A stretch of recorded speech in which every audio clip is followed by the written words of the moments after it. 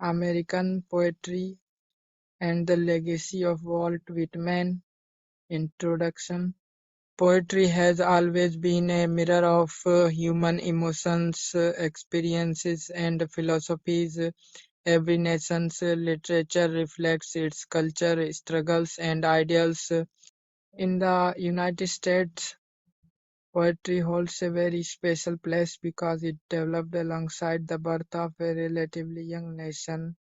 America was built on the principles of liberty, democracy, and equality, and these ideals found a natural voice in its poetry. When we speak of American poetry, many names immediately come to mind: Emily Dickinson, Edgar Allan Poe, Robert Frost, Langston Hughes, Maya Angelou, and more. But among these great voices, one figure stands out as the quintessential American bard, Walt Whitman. Often regarded as the national poet of the United States, Whitman is celebrated not only for his revolutionary style but also for his universal message of freedom, humanity, and the interconnectedness of all people.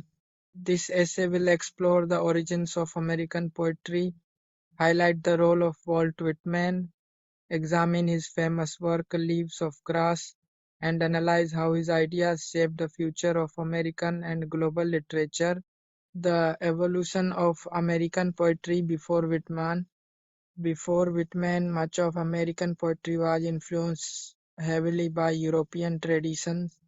The early poets in America imitated English Romantic poets such as Wordsworth, Byron, and Shelley.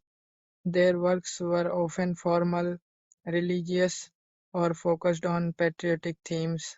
However, as America developed its own identity, there arose a need for poetry that reflected its unique spirit.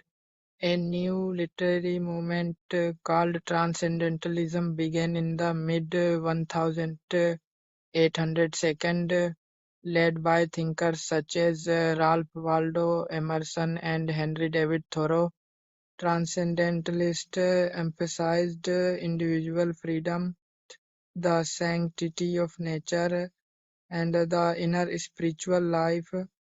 Their philosophy created fertile ground for Whitman's poetry, which would eventually break away from traditional forms and celebrate individuality in a bold democratic voice. Who was Walt Whitman? Walt Whitman was born on May 31, 1819 in West Hills, Long Island, New York. He came from a modest family and worked a variety of jobs: printer, teacher, journalist, and even a nurse during the Civil War. His life experiences deeply shaped his poetry, especially his encounters with ordinary working people and his time caring for wounded soldiers. Whitman believed that poetry should not be reserved for the elite or written in rigid formal structures. Instead, it should speak to everyone and celebrate the beauty of common life. He set out to create a uniquely American voice, one that was free, experimental, and deeply human. Leaves of Grass, a revolution in poetry. In 1855, Whitman self-published the first edition of Leaves of Grass, a slim volume of just 12 poems. At first, the book was controversial and even criticized for being too bold, sensual, and unconventional, but over the next 4 decades, Whitman continued to expand and revise Leaves of Grass until it became a lifelong project, eventually containing hundreds of poems.